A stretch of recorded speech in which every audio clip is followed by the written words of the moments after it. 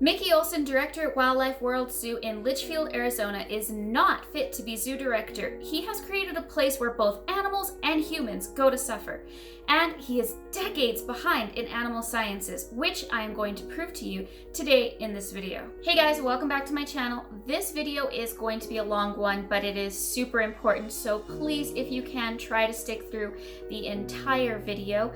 Today I am going to be bringing awareness to a zoo that is located in Litchfield, Arizona. Today in this video, I am raising awareness for the animals that are suffering inside of this zoo.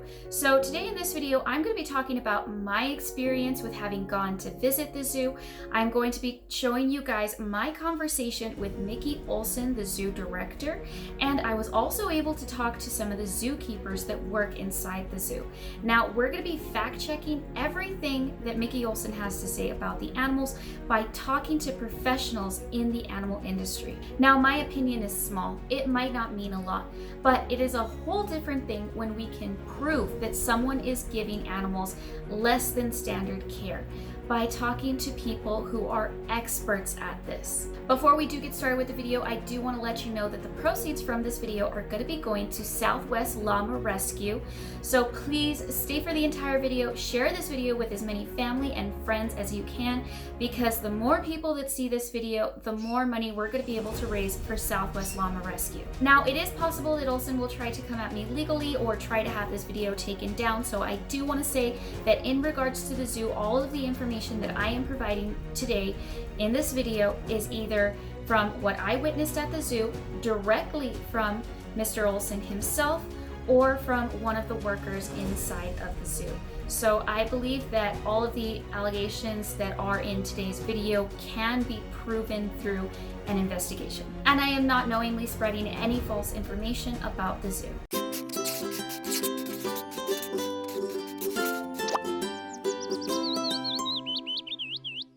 Alright, so let's jump into it. I have started a petition on change.org after having visited Wildlife World Zoo in Litchfield, Arizona. You guys probably know that I was in Arizona recently for Pet Fest, and if you've seen my vlog, you saw that I was super psyched about going to this zoo. I was really excited about it, and you saw afterwards I was just really devastated beyond words. You can see in my vlog I just did not even know what to say. At one point I was actually in tears over what I witnessed at this zoo. Now, something really important that I do want to point out is that I love zoos. I love visiting zoos, and I love zoos that do great conservation work, that provide environmental enrichment, that show people how to care for nature. They inspire people to care about nature and the impact that they have on the environment. And so zoos do a lot of really great work. However, not all zoos are the same, and that is something that we are going to be seeing in today's video.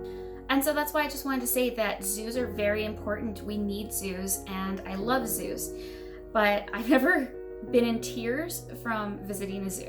I was heartbroken when I was walking around Wildlife World Zoo seeing the parrots in bear cages. Now, they did have aviaries for them, and they were a pretty good size, so that is definitely something nice that they were providing for the birds. But bear enclosures, there was nothing for them to do. There was no environmental enrichment, and the birds were pulling their own feathers off of their body from frustration. That was horrifying to see. It was so sad and awful. And then the monkeys, cage after cage of monkeys in just minimum size enclosures with nothing. I have never seen them in such small cages. So about 45 minutes into this, my husband looks at me and he says, "Do you want to leave?" And I wanted to leave. It was awful. Now, I did think I could stay at this zoo. I could walk around more and see how many other problems they had. I could take photos and document more. I did think that did come across my mind, but I couldn't do it. I was so depressed seeing it, and I couldn't stay any longer. So I gathered more evidence from other people in order to provide that in this video, and I just it was really awful, and I couldn't stand to see more of the animal suffering, because the animals that I did see were in such bad conditions. Now, when I was back in El Paso, I was able to get a hold of Mickey Olson. He is the zoo director at Wildlife World Zoo, and I was able to address my concerns to him. Now, I did focus on two main species, and that is parrots and llamas, alpacas. So the ones that I really know a lot about, and being able to ask him questions and share my concerns with him about the animals that were there and what I saw.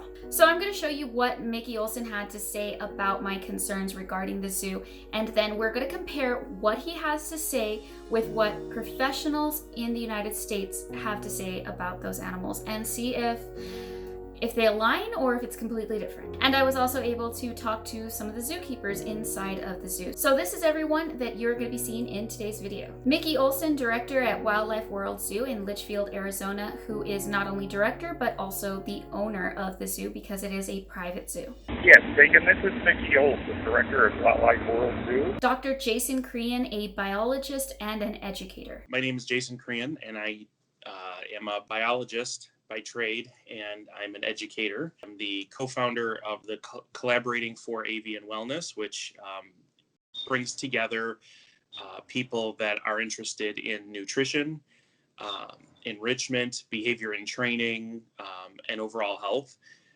And that's at c4aw.org, where we have these really top quality businesses who get together and want to support that cause.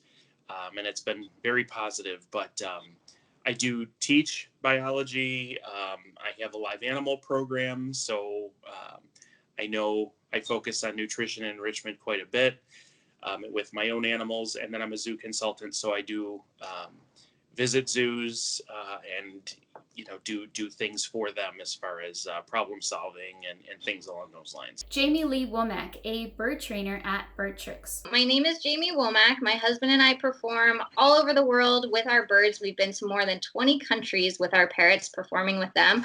We also run a website and a YouTube channel by the name of Bird Tricks. And then we both offer consultations to bird owners alike, and we specialize in outdoor free flight training for birds of all ages and all backgrounds. So that's kind of what we're about. Pat Little, director at Southwest Llama Rescue. My name is Pat Little, and I am the executive director of Southwest Llama Rescue. I've been working active with rescue about 22 years now. I am very glad that you made contact with Southwest Llama Rescue. And we take phone calls daily on animals that people need assistance with. We don't only do just rescue work, but we have people call us that have questions about the behavior of their animals or what they need to do. And we're covered the southwestern part of the United States.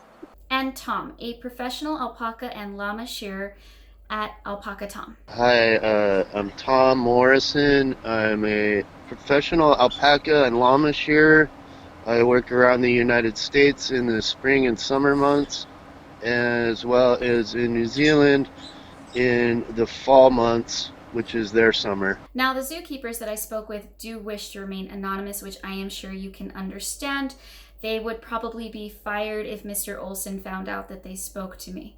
So for their sake, we are going to keep their information private. Now here I am directing my first concern with Mr. Olson. Yes, thank you for getting back to me. I just had some things I wanted to address with you in regards to the zoo. I was really concerned about the parrots that you guys have.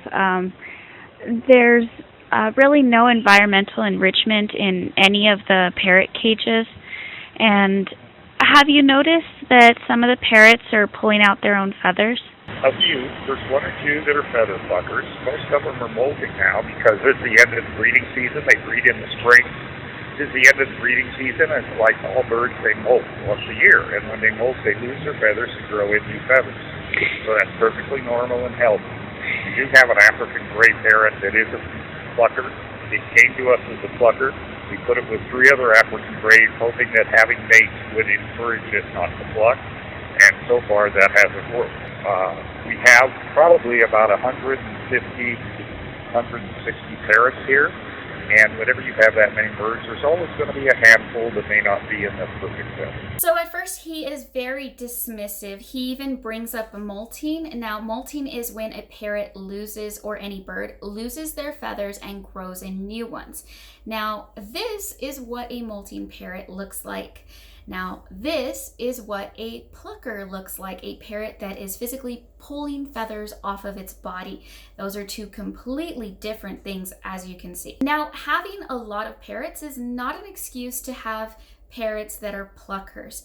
And having a companion for a parrot can be a good thing in some situations, but it is not something that is going to stop a parrot from plucking. But let's see where this conversation continues to go. Okay, and the cockatoo, have you noticed that one's also, because there's a big difference between molting versus feather plucking. Do you know anything about parrots and how they're usually feather pluckers in any population? And nobody knows what the reason for that is. If I knew that, I wouldn't be a zoo director. I'd be a very wealthy veterinarian, because parrots are prone to plucking some of their own feathers. Some people think it might be dietary. Other people think it might be because they're nesting. We have a few parrots here that actually lose feathers when they start nesting. We have some Lhasa parrots. We have 3 pair of Lhasa parrots, which are the only black parrots. They come from Madagascar.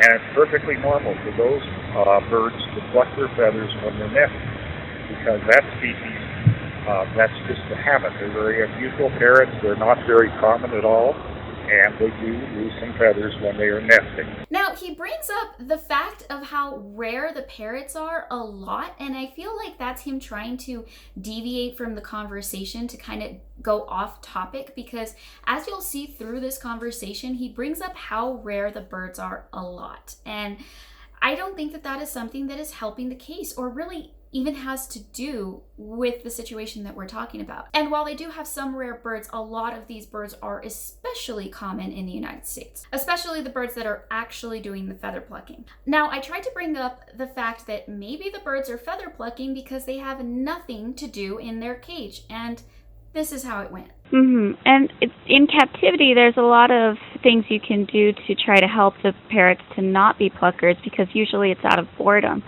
Is there a reason they aren't provided with any environmental enrichment, like toys, things like that? I have been in the bird business for 55 years, so I'm an old timer.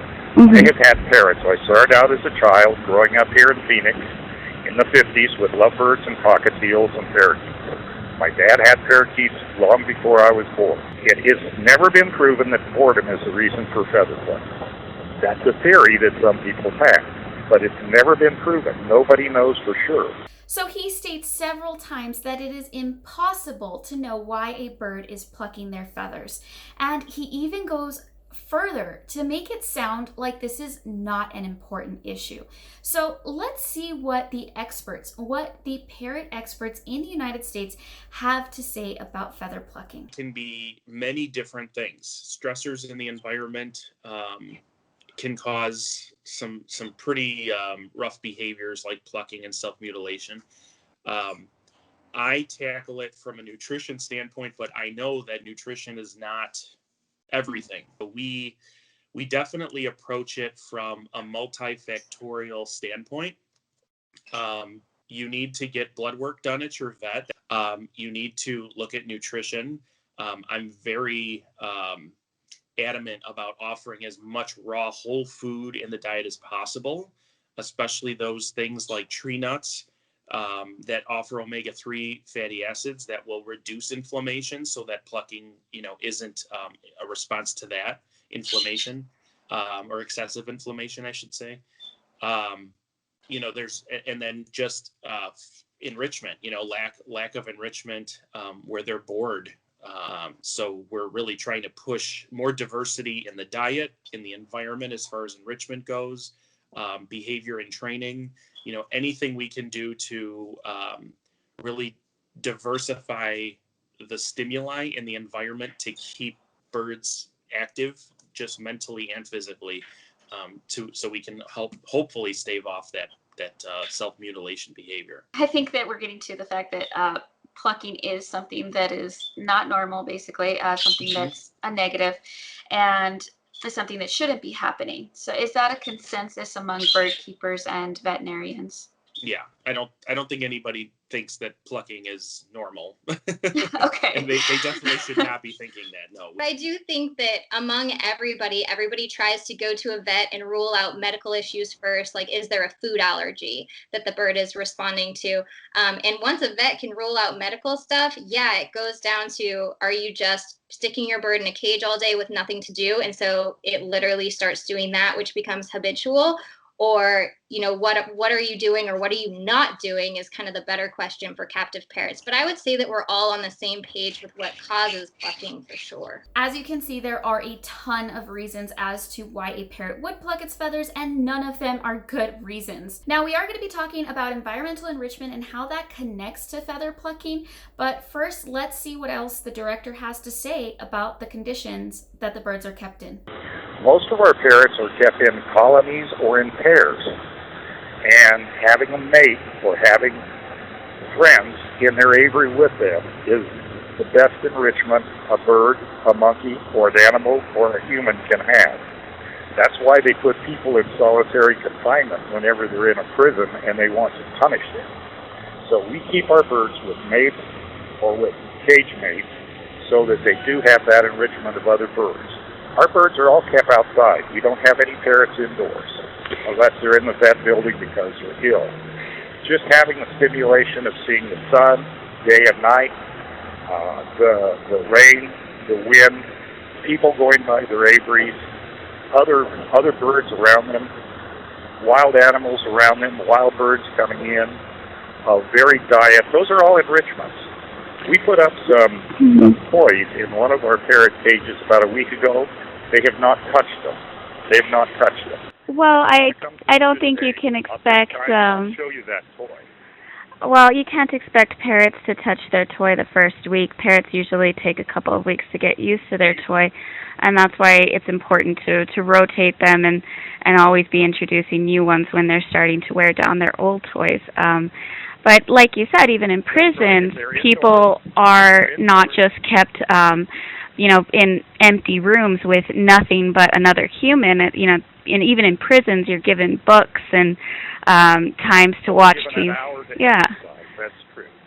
Okay. Mm-hmm. So, is there a reason you guys aren't providing toys for the birds? No, there's no definite reason, and we have put toys in some of the birds' cages, and they don't use them.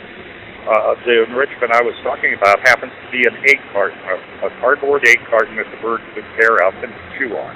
And it's been up for several weeks. My keepers put it up because it is a single bird. We're looking for a mate, but it's a very rare bird, and mates aren't available in some cases because we have such rare parrots. We don't just have common Amazons or commonly kept parrots. We have a lot of rare ones like the Vata parrots that I spoke about. So mates are sometimes hard to find. But we put the egg carton up there, and the bird hasn't touched it. It's been up for several weeks. And this is not the first time we've had that happen.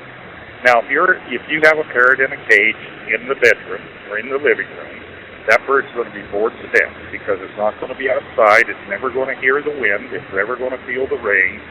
It doesn't have a companion bird with it. So then they certainly do need enrichment. But our birds get enrichment each and every day by the change of the seasons, by the change of the day and night, by people walking by other birds in the vicinity.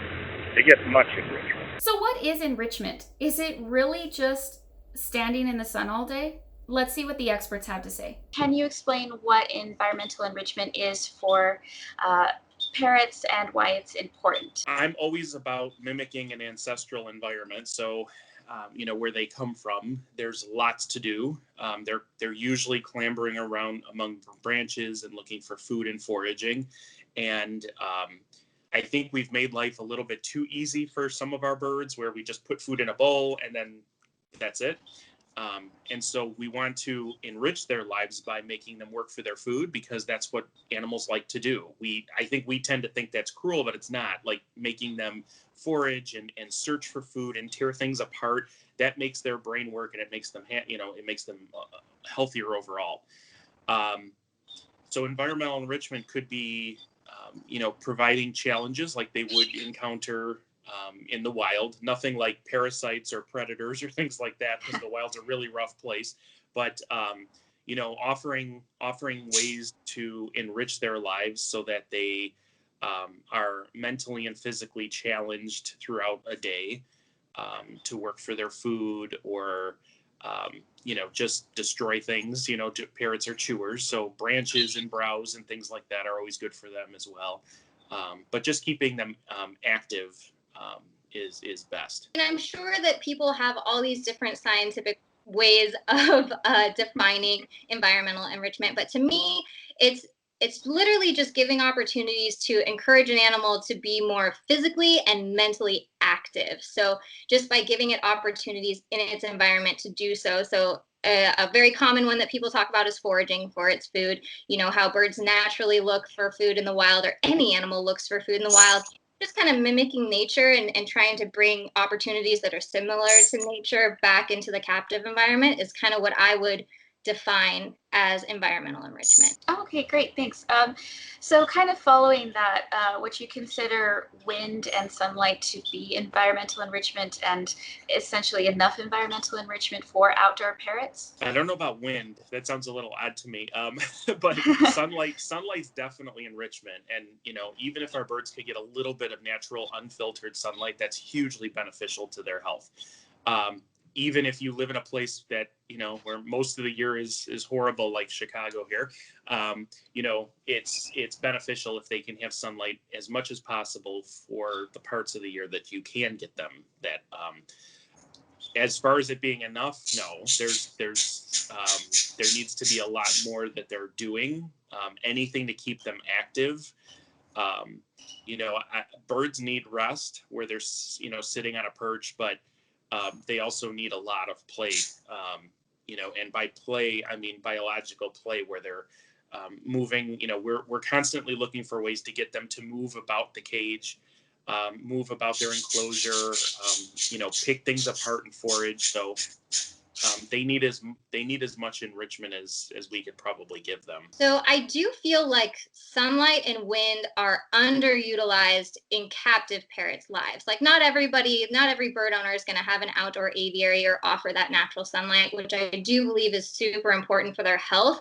But as far as enrichment, I feel like sun and wind feels good, but it doesn't give your bird a reason to be more active or more mentally engaged with something. Whereas like foraging, your bird is actually figuring something out, using its brain to figure it out, and then using its body to physically manipulate those things. And so it's a lot more active than sunbathing, which it feels good, but it's not making you think. If you are watching this, Mr. Olson, I hope you realize how flawed your idea is of environmental enrichment. And a parrot's not going to know that that is a toy right away.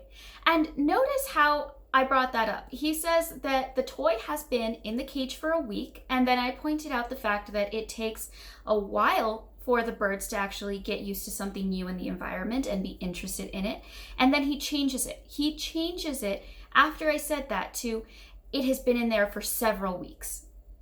But originally, he said 1 week. I know from experience that parrots are scared of something new in their environment, even if it is good for them. So let's talk about how parrots react to new toys. When you're providing them with toys or foraging things for them to interact with, for parrots who've never had things like that, is it normal for them to hesitate to approach these things, or should they immediately approach them? And if they don't, is that a sign that they don't need it or don't want it? In a perfect world, they would start using those enrichment items immediately, but we know that that's not the case. Most of our birds are prey animals. All of them are probably prey animals to some extent. So they're going to be cautious about things that they don't recognize. I wouldn't say it's customary for them to immediately start interacting with enrichment objects. They need to be introduced, and time needs to be allowed for them to become accustomed to those items. Even with food, there's some things that we offer parrots and they don't recognize as food because they've never seen it before. And I often get, as a nutrition consultant, I often hear this from people all the time. Well, I tried that, my bird wouldn't eat it. Mm-hmm. And I will say, well, how many times did you try? well, once, and it's like, well, that's not enough, and birds can be like children when it comes to, not recognizing something as food. And, you have to try for long periods of time, sometimes weeks to months, to get birds eating new things that, are healthy for them. So, to say that you can put enrichment objects directly into a cage and then they're going to use them, and if they don't use them immediately, they're not appropriate, is not true. That's simply false. Dr. Korean even stated that environmental enrichment does include the food that is fed to the animals. But let's see what the zookeepers have to say about the food that the animals are getting. So this is a quote from them. I'm not using any voice or anything like that in order to keep their identity private. So here's what they said. The parrots are sadly on a wet, dry day feeding schedule. So basically they are supposed to get fruit, veggies one day, and then a basic parrot seed the next. Wet days are mainly fruit, bananas and apples and zucchini. It's usually the only veggie they are provided with. The seed is filled with peanuts, sunflower seeds, corn, and a few other fatty fillers. This is not a varied diet. This is not even an appropriate diet for parrots. Fruits are great in small amounts. They should mostly be provided with vegetables. Here's what a biologist has to say about diets for parrots in captivity so that you can compare it. And I think you kind of answered my next question already. I was gonna ask you, what we could do for pluckers for parrots that are already having this behavior. Yeah, and I tackle it from the nutrition standpoint first and foremost. I don't offer any processed foods as far as pellets go, outside of the one pellet that is cold pressed and not heat processed, which is from Tops. I offer lots of soaked and sprouted items. I offer lots of fruits and vegetables, lots of diversity. And, the diet, the raw food diet that I offer has, they're not eating too much of any one thing. And so it's important that we take any of those, when you heat grains and things like that, that brings about inflammatory compounds like acrylamide, and we want to avoid that. So we don't offer any of those pellets that are heat processed, which are just about all of them. Mm-hmm. We don't offer any peanuts or things that can be prone to fungal spores like peanuts typically are, things along those lines. So we want to reduce inflammation, and we want to increase things in the diet to help with that, which would include tree nuts like walnuts and pecans and filberts and Brazil nuts and pine nuts and the healthy nuts, along with whole raw food like sprouts. Sprouting is probably one of the best things you can do. Go to chinaprairie.com. You can learn all about sprouts. It's awesome stuff.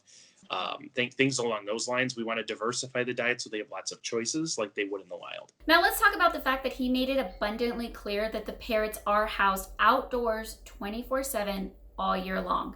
Now, personally, I think that there is probably going to be an issue with a bird that is bald being kept outside in temperatures that range from 30 degrees to 116 degrees throughout the year. Do you see any health problems coming up with birds that do have like bald chests from feather plucking that are kept in temperatures of from 30 degrees to 116 degrees Fahrenheit throughout the year when they're living outdoors? Yeah, you have to monitor temperature, especially with a bird that's compromised. And if a bird is plucking, it's compromised. So they would have to have supplemental heat in the winter for sure. I mean, that would be a given. But even birds that aren't plucking sometimes need that supplemental heat. It's surprising what temperatures birds can handle, but when they're plucked, obviously they're missing a key component of thermoregulation, which would be, their feathers. And then for heat, if it's 116 degrees outside, that bird definitely needs ways to cool off, which could mean shade. It could mean misters. We mist our birds a few times a day if it gets if we have excessive heat. Birds can handle cold and heat if they're healthy if they're not compromised. But if they're plucking, they're obviously compromised. Now we will be moving on to part 2 of this video, and this is when I start to discuss the llamas and alpacas with Director Olson. Now, llamas and alpacas are another animal that I am super passionate about because I actually got into alpacas by doing rescue work and rescuing neglected alpacas. They are herd animals and they have very interesting social structures, and when they have a baby, everybody loves the baby and cares for the baby, and they're just really amazing animals in how they communicate and interact with each other. So this was my next concern with Mr. Olson. My last question was just in regards to the llamas and alpacas that you guys have. I noticed there was a baby by itself in the petting zoo area. How many hours a day are those animals? Is the baby kept away from the herd? In several cases, we may take the baby away from the herd permanently. And it's not just with llamas, it may be with some other animals. You don't have any concerns with Berserker Syndrome in llamas when you're doing that? If it's a female, we do not. Now, Berserker Syndrome in llamas and alpacas is kind of the common term for it, and it is when a baby develops severe aggression from having been handled and raised by humans. There are animals that have been so bad about this that they have had to be euthanized. Besides that, does it really sound okay to you for a baby animal to be taken away from its social herd for the sole purpose of being made into a sideshow attraction? So let's hear what Pat Little of Southwest Llama Rescue has to say about Berserker Syndrome in llamas. With baby llamas and alpacas, I know you mainly do work with llamas. Have you seen where they have been taken away from their herd when they're very little and that ends up with behavioral problems? Is that something you encounter in the rescue? Yes, certainly we do. It's something that we're very familiar with because we get some of the ABS males that people call us and want us to assist them or give them help because a male llama has knocked them down to the ground and injured them. Wow. And so we provide all of that. It's just called ABS, or abhorrent behavior. It is caused when a person interferes with the bond between a mother animal, and it isn't only in llamas. It happens in a lot of species.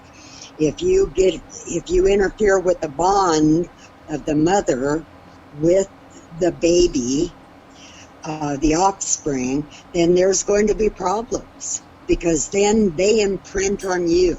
Right. So taking a baby llama away from its herd, away from its mother, shortly after birth would definitely be problematic? Yes, it's absolutely going to be problematic because you're going to have an animal that is very maladjusted. The only way an animal knows how to live within the animal world, in the herd, is by learning from their mother or from the other animals in the herd. Mm-hmm. So they have to have that teaching so they know that they're a llama. Right. And if you interfere with that, then they imprint on you. Okay. And at a later point, they're going to want to chest butt you and wrestle with you and do all of that kind of stuff. And it ends up in some very serious situations. Mm-hmm. And very, very unfair to any animal to have to go through that. You can't have an animal that is going to grow up to be a happy and a healthy animal if you do that. And it is extremely dangerous, especially in the males. Okay, and just to clarify, does it happen with females as well? Oh, yes, it does. It does. And that's the ones that we have right across the mountain over there. It doesn't work. It does not work. And you see them put them, in particular, a lot of the people put them in petting zoos. Mm-hmm. And llamas are animals that are not, they're not animals that like to be coddled. They're not animals that like to be touched all the time. Mm-hmm. That's not who llamas are. Llamas are very, they're work animals. Mm-hmm. and they don't like somebody that is constantly up in their face. Yeah. They're aloof. I guess a good description for a llama is that they're very aloof animals. Now, I also asked Tom about Berserker Syndrome in llamas and alpacas because he has to work so closely with so many of these animals. Have you ever visited a farm where you encountered a baby llama or baby alpaca that had been raised by humans, bottle fed, completely taken away from the herd, and then had any sort of behavioral problems later? Do you encounter that when you're shearing animals? Yes, I've seen that a few farms. They doing that causes the animal to later in life. I don't know when the switch turns or whatever for them, but they turn from really sweet to like very aggressive, and they call them berserk. After being bottle fed and handled too much, and not being in with the herd as well, and they become aggressive. I've been attacked, bit, by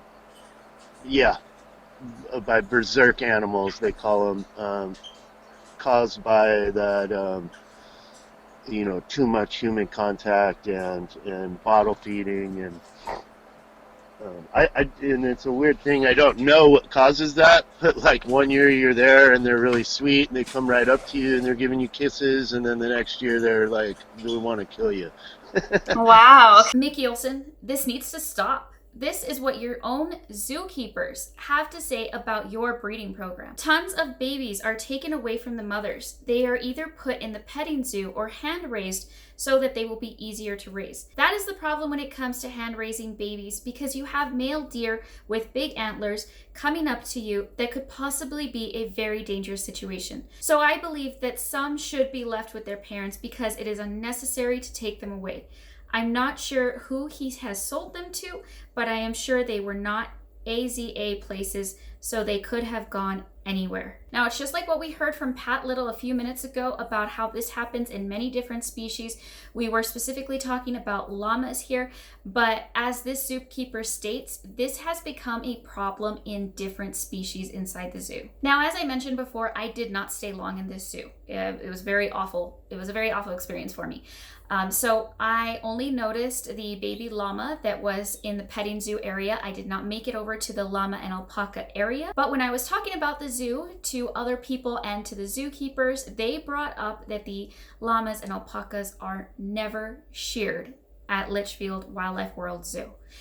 Now, this was hard for me to believe. I did not believe it right away. I was like, never shearing them? Okay. So I went ahead and I asked Mr. Olson to confirm if this was true or not, and here's what he had to say. How often are the llamas and alpacas sheared at your zoo? They are not sheared because we have found that in the case of llamas, the heavy fur protects them from the heat just like it does from the cold. We have a very good longevity on all of our animals here, including the llamas and alpacas. And sometimes you'll come by the zoo and you'll see a day when it's 95 or 100 degrees and the llama is actually laying out in the sun because that thick wool doesn't protect them from the heat just as it does the cold. That's interesting. I've never found a single source that would agree with you there. Is there somewhere you're getting your information from? I've only had llamas for 45 years, so I may be mistaken. But I don't think I am, and our llamas are all healthy and doing very, very well. Now, he wants us to believe that he has come up with some secret way to keep these animals cool using their own fur. Now, in case you aren't familiar with llamas and alpacas, they are a domesticated species from South America, which is why I pronounce the names a little bit different since I speak Spanish. But they are a domesticated species. They are not a wild animal. So some people may think, well, what do they do for them in the wild? They don't exist in the wild. There are other species that are cousins to them, but there are no wild alpacas and llamas. It's kind of like your poodle. There's no such thing as a poodle out in the wild that is not getting its fur taken care of. So that is the situation with the llamas and alpacas. They are domesticated. They do not shed, so they do have to be sheared every year, or it starts to build up more and more. Now, this is actually a picture of an alpaca that was not sheared for many years. This was a rescue. The weight is unbearable, and they can also have a heat stroke from being left like this. I know Mickey Olson is saying that he has been doing this for 45 years, but he is not doing it the right way. Just by going to the Alpaca Registry of the United States, which is alpacainfo.org, you can see that they have advice for people who have alpacas and llamas in parts of the country that are very hot. So here it says, can alpacas thrive in locations with very hot or cold climates? Generally, yes. Alpacas are amazing, resilient animals and have adapted successfully to the extremes of both hot and cold climates. And then goes on to say, make sure that the alpacas do not suffer from heat stress. This includes shearing fleece early in the year, providing fans and ventilation in the barn, offering cool, fresh drinking water, and hosing off their bellies on very hot days. It does not say leave their fur on so that they can stay cool. It doesn't say that. And that is the National Registry for Alpacas. Let's see what a llama rescuer has to say about this, and also what a professional shearer has to say about this. Is the fur, the fiber on the llamas insulating? Does it help if you leave it on without shearing? Does it help them stay cool during the summer? Is that better for their body temperature? No, we shear animals any place where the temperatures get above 80 degrees. You need to shear the animals. The wool helps protect them from the sun. A certain amount of wool on the animal. So we don't shear them down to the skin like they do sheep. You take sheep all the way to the skin. You do not do that with the llama. You leave wool on that animal because that does protect them from the sun. Okay. It does not protect them from cold. And how much would you leave on the llama? We leave about 1.5 inches or 2 inches. Okay, so in your opinion, do llamas need to be sheared every year? If they are in a climate most climates, llamas need to be sheared. If you are in a climate that is very cold all the time and you don't have temperatures that get above 75 degrees or 70 degrees, and if you brush the wool, if the people that show llamas work with llamas differently than we do, they brush that wool, and they have animals that are very fine wooled, and they keep the mats out of the wool so that the air can flow through the coat. Okay, so a matted llama with years of fiber in 110 degree heat is not a good thing. No, and they will heat stroke. Llamas do heat stroke. Okay. And the biggest percentages of the time, if they heat stroke, you're not going to save them. You're going to lose them. That they keep the fur on the animals because it keeps them cold. Like, for example, Insulated. Yeah. Right. Yeah, no, I've heard of people who are not educated and don't really know better say that statement before. Seems to think that they need the fiber to stay insulated in the hot months as well as the cold months, which is a myth. Have you encountered other animals that have not been sheared in several years, and what was that like? Yeah, I get to do animals like that every year that haven't been done in a year, 2 years, never. I've seen them down to the ground with fiber. It's not good for their health. And people say that wool insulates them, yada yada yada. That is a myth, I know, because when we shear these animals that haven't been done in years, they are sweaty down to the skin. Wow, yeah. It's sweaty. So what I'm saying is, like, if it's insulating them so well and they're staying cool, then why are they just dripping in sweat, some of these guys? Director Olson, why are you not meeting these basic standards? Just to clarify, the alpacas are not sheared either? They have been sheared once or twice, but we found that it doesn't make any difference. They're just as comfortable. They get irrigation once a week in there where they can take a good bath. They have water tubs where they can soak if they feel like it, and they have plenty of shade. And once or twice over the course of how many years?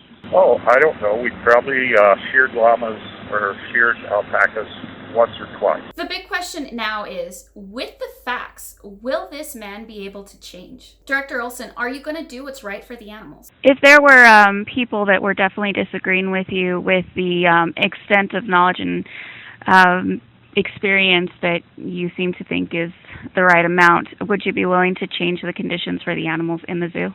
If there's a good reason to do it, I would, but we've never had a reason. We've had llamas here for the 35 years that the zoo has been here. We've had parrots here for the 35 years that the zoo has been here, and we have great longevity on them. Well, animal care has definitely changed over the years, and continuing to do something that you did 30 years ago is usually a sign that you haven't updated your information. The animals haven't changed one bit.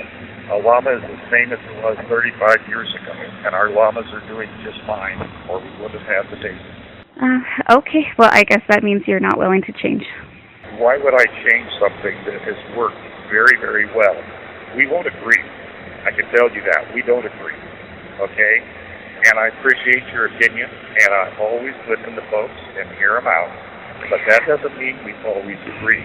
It'd be a boring world if everybody always agreed. Mm-hmm. Yes, based on my conversations with some of the other people in your zoo, it sounds like you get a lot of complaints. All zoos get a lot of complaints, or many zoos get a lot of complaints, and no. I've been to zoos all across the country, and I have never seen animals in the conditions that you guys are keeping them in. It was truly horrendous. Well, I'm sorry we don't agree, but I don't agree with you at all. You don't agree with the standard of care that most professionals are offering animals. And I know you are aware of that. No, that is not true. I'm not aware of anything that you've been saying. We have a difference of opinion. Mm-hmm. I'm not aware, and our zoo takes very good care of its animals. We always have, and we always will. We just don't agree on maybe what that is, or the manner in which to manage different species. But we're managing species very successfully here, and we'll continue to do that. Mr. Olson, you are not caring for the animals correctly. You are not meeting bare minimum requirements when it comes to taking care of these animals. And you are not having success inside the zoo. Now, here's what some of the zookeepers have to say about this so-called success. As far as working at the zoo, I feel like the animals come second, especially the ones that aren't considered expensive. It's all about making money and giving the animals the bare minimum. For example, if an animal is acting sick, it would be weeks before it got a checkup, which isn't okay because it's already too late for most of them. They always died from something that could have been prevented. They didn't get regular exams or anything. They deserve more to properly thrive in the zoo. When I asked if they felt overwhelmed, I do feel overwhelmed. Everyone gets the work done, and I love taking care of the animals, but it's still a lot of stress every day because of the workload. Being understaffed increases the danger, I believe. There isn't always someone watching your back. There isn't proper training either. You figure things out as you go. The zoo is stuck in the 80s. Even if you make a suggestion to change things, it won't be heard. They don't know how to move forward into something that would be better and more efficient for the keepers and the animals. A lot of the animals are inbred and nothing is done to fix that. So some of the babies are dying because of birth defects, and it seems like no one cares except for some of the keepers. Also, the unnecessary deaths of the animals could have been prevented with basic veterinary care. For example, a zebra had colic and then she died. They did not provide proper treatment for colic. There are 25 zookeepers in Wildlife World Zoo to the 7,000 animals that they have. So when I asked if they're being able to do their job in the zoo, this is what they had to say. We're supposed to do enrichment for the animals each day, but with our schedule, it doesn't happen that often. Not only is Wildlife World Zoo a bad place for animals, it is a bad place for people to be working at. It is dangerous to humans. Zookeepers are not being able to do their job correctly because of Mr. Olson. They are overworked. They are underfunded. Because remember, he is not just the director here. He is the owner of this zoo, and he cares more about filling his pockets than he does about the animals and their health. And if that wasn't bad enough, Wildlife World Zoo is also dangerous to the visitors that go. Earlier this year, in March of 2019, a visitor was attacked when she leaned over a barrier to see an animal in an enclosure. Now, you might be wondering, usually when things like this in zoos happen, it's often the fault of the person for crossing over a barrier and getting too close to an animal. But according to her news interview, she did not cross a barrier. She leaned over it in order to take a photo closer. She did not know that if she leaned over the barrier, the animal would be close enough to get her. And my sources inside the zoo say that this was the 4th person that this animal has attacked. I was told that a former zookeeper who also spoke with the news was attacked by the jaguar before this incident. This woman was not taken care of correctly. When she was attacked by the jaguar, they refused to call 911.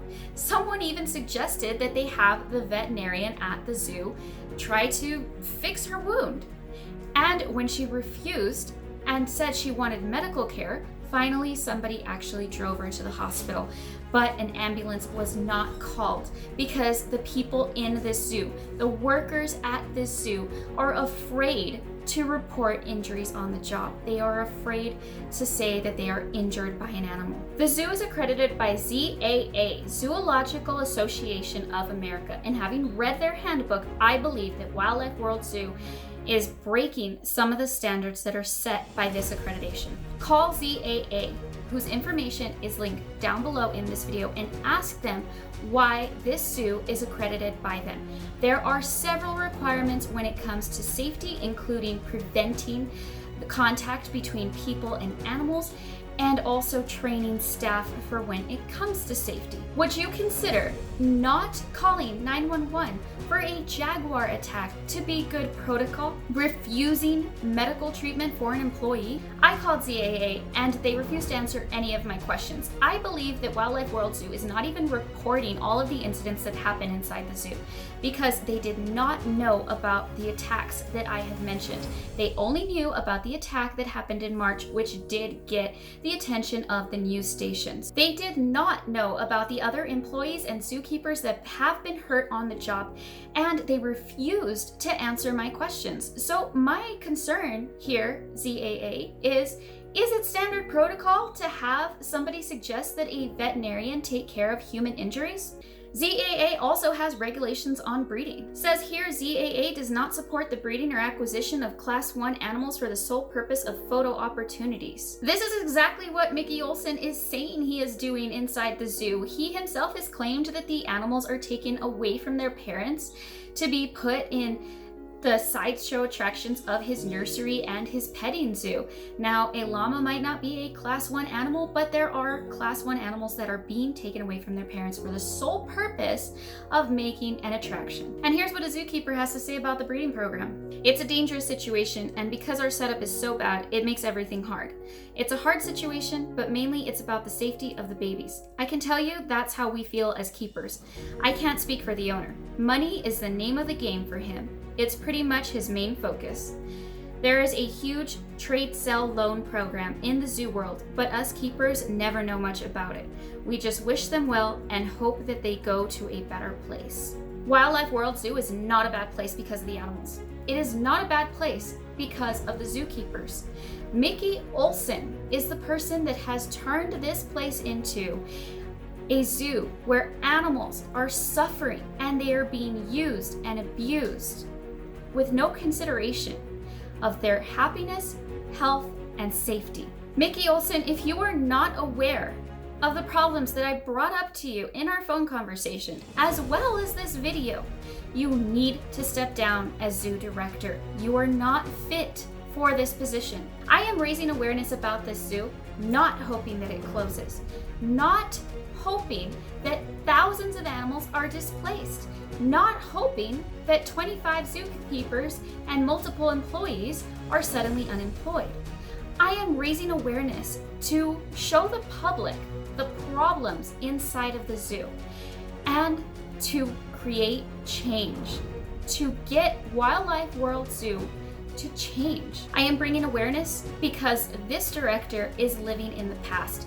He refuses to update care standards for the animals inside the zoo. He creates a place where animals suffer. He creates a dangerous work environment for animal lovers, and he refuses to accept the credibility of experts in the animal world. It is time for Mickey Olson to step down as zoo director and hire somebody whose priority is going to be the animals and the men and women that care for those animals. Today I showed you the problems with just a few of the species that are being cared for inside the zoo.